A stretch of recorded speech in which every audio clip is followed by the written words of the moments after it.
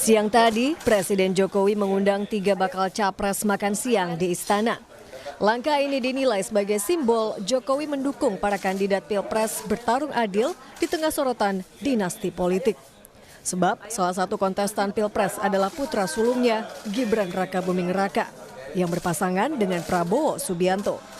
Soal netralitas di pemilu, Jokowi juga meminta para penjabat kepala daerah netral dan tidak melakukan intervensi. Arahan diberikan sebelum jamuan makan siang dengan 3 baca pres. Juga saya minta jangan sampai memihak. Itu dilihat loh, hati-hati. Bapak Ibu dilihat. Mudah sekali kelihatan Bapak Ibu memihak atau enggak. Krik, udah. Dan juga pastikan ASN itu netral. Meski makan siang dengan para baca pres dapat dinilai sebagai simbol presiden netral, menurut pengamat politik Gun-Gun Herianto perlu langkah konkret menjamin netralitas Jokowi di pemilu. Makanya kemudian makan siang saja tentu tidak cukup, bahwa ini betul ya menurunkan tensi dan punya peluang untuk harmoni melalui hubungan di antara mereka yang berkompetisi di Pilpres, tetapi kan dimensi elit saja tidak cukup. Ada butuh political will, dan bukan hanya goodwill tapi political will untuk memastikan bahwa seluruh instrumen, seluruh prosedur yang kemudian besok akan dilalui menjelang kompetisi 2024 di 14 Februari itu kemudian berjalan memang dalam koridor sesuai dengan norma-norma hukum. Iya, majunya Wali Kota Solo Gibran Rakabuming Raka dalam kontestasi Pilpres tak lepas dari kontroversi. Gibran mendapat jalan pintas usai Mahkamah Konstitusi mengabulkan gugatan syarat peserta Pilpres. Jadi Gibran boleh mendaftar asalkan sedang atau pernah menjabat kepala daerah meski berusia di bawah 40 tahun. Putusan ini disorot karena yang membacakan adalah Anwar Usman, paman dari Gibran. PDI Perjuangan yang kini disebut telah ditinggalkan Gibran dan juga Jokowi bahkan menyinggung demokrasi sedang diuji dengan lahirnya kembali nepotisme. I asked to him why the uniform different with me. And then he said, this is reflecting his heart that the democracy in Indonesia now in challenge. Yeah.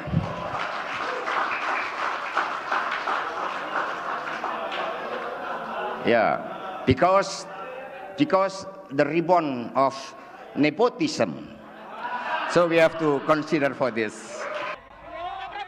Upaya Jokowi mendorong putranya sebagai peserta Pilpres juga menuai tudingan tengah membangun politik dinasti. Tetapi menurut pasangan Gibran, Prabowo Subianto tak ada salahnya dengan dinasti politik selama niatnya mengabdi bagi negara. Oh, dinasti, semua dinasti, Bung. Semua dinasti, ya kan? Kita jangan cari yang negatif lah. Cari yang positif, ya. Orang ingin berbakti. Apa salahnya?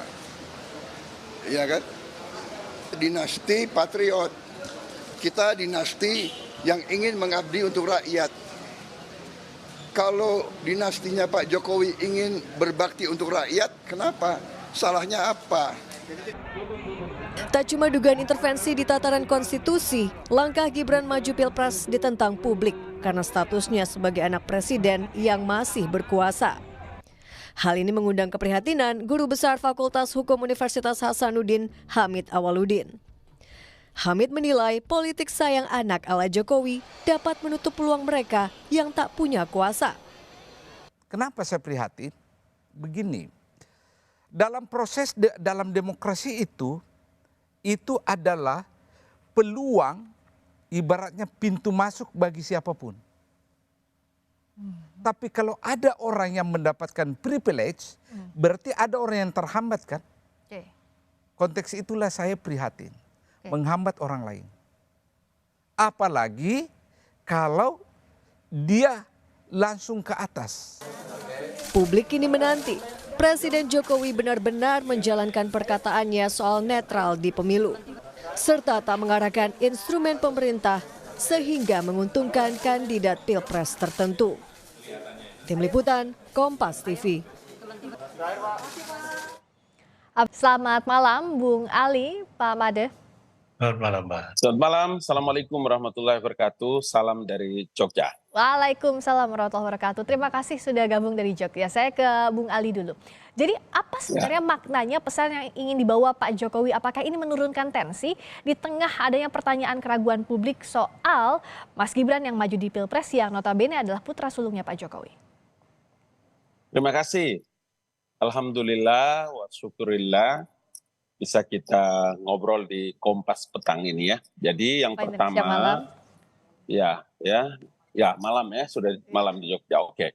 Yang pertama saya ingin menyampaikan bahwa harus dipahami benar bahwa Jokowi selain daripada kepala pemerintahan, beliau adalah kepala negara. Semua orang menanti pesta demokrasi ini sebagai satu pesta yang luar biasa, satu proses demokrasi yang luar biasa setiap 5 tahun. Karena itu tentu saja bahwa sebagai kepala negara, beliau berkepentingan agar pelaksanaan pesta demokrasi ini, ya election ini bisa berjalan dengan baik, dengan teduh, dengan sejuk, dengan semangat yang luar biasa, tetapi harus sukses dan berjalan dengan baik. Maka sebagai kepala negara, beliau perlu untuk menciptakan suasana itu kepada ruang publik, duduk bersama dengan ketiga bakal calon presiden yang nanti akan ditetapkan oleh KPU. Karena itu tentu saja kita menyampaikan tahniah yang luar biasa kepada Presiden Joko Widodo sebagai kepala pemerintahan dan kepala negara dalam rangka menciptakan suasana ini menjadi suasana yang lebih sejuk dan bisa kita rasakan proses demokrasinya berjalan dengan baik. Oke, Pak, kalau Pak Made lihat apakah ini serta-merta memang menggambarkan Pak Jokowi netral di pemilu dengan pertemuan bersama dengan para baca pres sebelumnya, juga di pertemuan dengan PJ kepala daerah Pak Jokowi menekankan agar seluruh ASN netral. Apakah ini sudah jadi simbol sekaligus juga sikap nyata Pak Jokowi, Pak Made? Iya, saya kira itu harus dilakukan ya, bahwa ini sopan santun politik, tapi terus kemudian bahwa orang bertanding atau berperang, election itu adalah perang ya, daripada lain. Orang merebut kekuasaan, orang mencari kekuasaan. Jadi ada sopan santun politik ya oke, gitu ya. Tapi yang paling penting bagaimana seperti yang dikatakan oleh pengamat tadi, bagaimana keadaan di bawah. Ya, kita bisa bilang apa saja, tapi ada sinyal, ada relawan, ada pendukung, ada orang berusaha untuk mencari pengaruh, terus kemudian orang juga melihat karena mereka juga pelaku politik gitu ya, ASN juga pelaku politik gitu dalam hal tertentu gitu ya. Jadi mereka akan melihat peluang dan mereka melihat bahwa apa yang akan diperjuangkan apakah nanti akan menguntungkan mereka atau tidak gitu ya, baik sebagai individu ataupun sebagai golongan. Akan ada contoh-contoh di mana akan ada pelanggaran dan lain sebagainya. Tapi sejauh ini saya kira sopan santun biasa, tidak berarti apa-apa, tidak banyak artinya, bahwa dia akan meringankan sedikit tension atau ketegangan, ya. Tetapi apa namanya, kalau menurut saya ya tidak terlalu banyak gitu ya, karena intinya adalah kita tetap berkompetisi. Ya, orang mencari kekuasaan dan ini kekuasaan yang bukan main-main, kekuasaan tertinggi di Republik ini. Ya.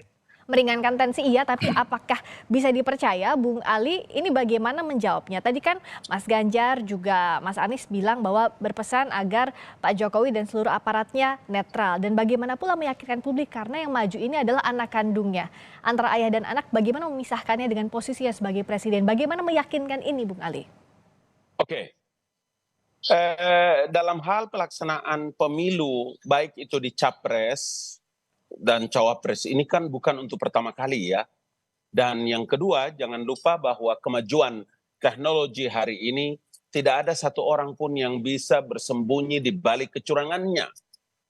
Itu sebabnya kenapa kita sangat optimis ya, khususnya dari pemerintah kami ya maupun KPU dengan luar biasa dan seluruh perangkat-perangkat yang ada.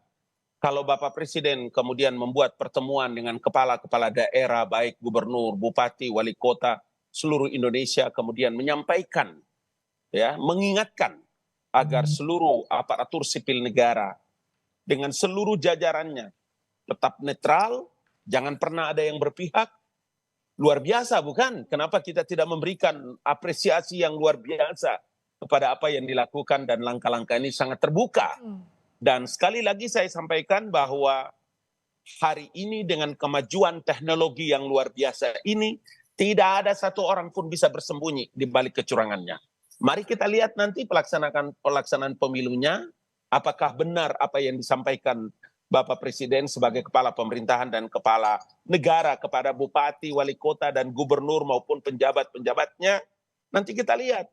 Dan ini adalah sebuah itikat yang luar biasa datang dari seorang pemimpin negara. Oke. Saya kira ini begitu. Bagaimana Bung Ali lihatnya ada sejumlah keraguan, misalnya saja PDI Perjuangan, Partai Jangkar yang selama ini mendukung Pak Jokowi bilang bahwa ada nepotisme baru, juga Pak Anies juga menyindir bahwa ada nepotisme di awal, nantinya juga pasti nepotisme dan sebagainya. Bagaimana menjawab ini? Iya, makanya kalau kita mau bicara dengan jujur, dengan baik, saya tidak mau menuduh partai manapun di Republik ini. Sehebat apapun Anda dengan kekuasaan partai politik yang Anda miliki, atau sepintar apapun saudara sebagai calon presiden di Republik ini, mari kita lihat dengan baik.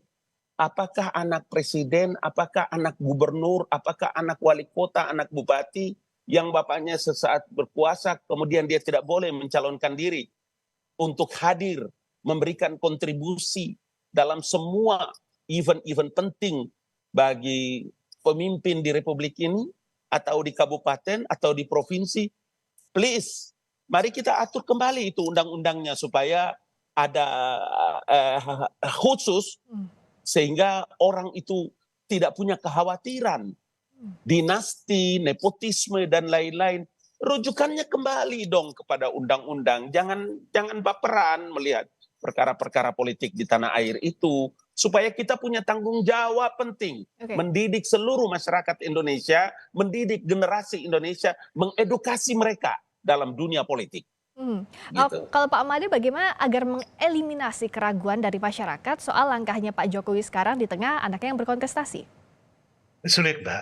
Ini kita pertama kali dalam kehidupan Republik ini ada seorang presiden dengan anak kandungnya sendiri dengan pengalaman yang sangat minim, maaf saya katakan begitu karena memang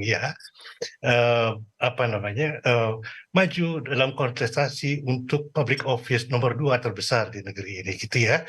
Jadi untuk saya ini sulit apakah untuk menepis keraguan di masyarakat. Sebagai seorang pengamat saya melihat di mana-mana itu terjadi gitu ya, orang membicarakan ini gitu ya. Kok tidak tahu malu ya? Itu paling sering yang saya dengarkan seperti begitu, karena ini pertama kali dalam sejarah Republik ada hal seperti ini unprecedented kata orang dalam bahasa Inggris gitu ya, tidak pernah terjadi sebelumnya. Dan sangat pantas bahwa orang ragu bahwa kita tidak punya mekanisme untuk mengadili itu. Sudah ada gerakan masyarakat sipil, setahu saya sudah dari dulu mengingatkan ini, terutama karena di pemilihan kepala daerah kemarin. Pada 2020 hampir setengah dari kepala daerah itu adalah calon kepala daerah itu adalah terhubung dengan keluarga atau dinasti itu ya. Jadi untuk masyarakat itu tidak bisa diingkari. Hal ini menimbulkan keraguan ya. Yang bisa diawasi oleh masyarakat saat ini bagaimana, Pak Made? Ya, saya kira nanti kembali kepada kampanye gitu ya. Tetapi sekali lagi bahwa kampanye ini tentu yang menentukan adalah uang. Orang kemudian dibangun persepsinya itu, dan mereka yang memiliki uang kita tahulah siapa gitu ya. Dan kemudian mereka yang memiliki kekuasaan. Dan kemudian ada uang, ada kekuasaan. Dan saya kira ya ada beberapa saya kira dari pihak yang incumbent katakanlah sekarang begini itu mengatakan bahwa mereka akan menang satu putaran. Nah sekarang Bung Ali, terakhir saja bagaimana meyakinkan agar kecurigaan publik, keraguan publik tidak terbukti? Iya, makanya saya bilang kita orang-orang yang pintar, kita orang-orang pengamat. Saya sekolah doktor, saya sekolah dalam komunikasi politik, Pak Made dan semua orang yang pintar ini, pesimisme itu penting dalam sebuah negara sebesar kita ini. Kalau orang ragu, iya, tidak apa-apa. Baru juga dalam sejarah Republik Indonesia dan bahkan dunia, ada seorang pemenang pemilu, pilpres, kemudian mengakomodir rivalnya yang kalah. Baru pertama terjadi di dunia, itu di Republik Indonesia. Mari kita buat sejarah. Kita buat sejarah bahwa ada seorang presiden namanya Joko Widodo, punya anak maju ikut main sebagai wakil presiden, dan pemilunya berjalan dengan adil, dengan jujur dan baik. Ragu boleh, tapi pesimisme tidak boleh. 2019, maaf Pak Ngabalin, 2019 Pak Prabowo protes dan itu ada kerusuhan besar, 21 dan 22 Mei. Dan itu mereka tidak percaya bahwa pemilu itu berlangsung secara adil. Walaupun mereka dikalahkan oleh. Karena itulah maka semua proses-proses yang ini, protes dalam bentuk apapun, kita orang-orang berpendidikan, saya berpendidikan, Bapak Made berpendidikan sebagai pengamat, kita semua orang-orang yang punya sekolah ini, kita harus memberikan harapan-harapan besar bagi sebuah bangsa yang besar ini. Jangan pernah kita pesimis, karena kita punya tanggung jawab untuk memberikan pendidikan kepada masyarakat pemilih. Karena itu ragu boleh.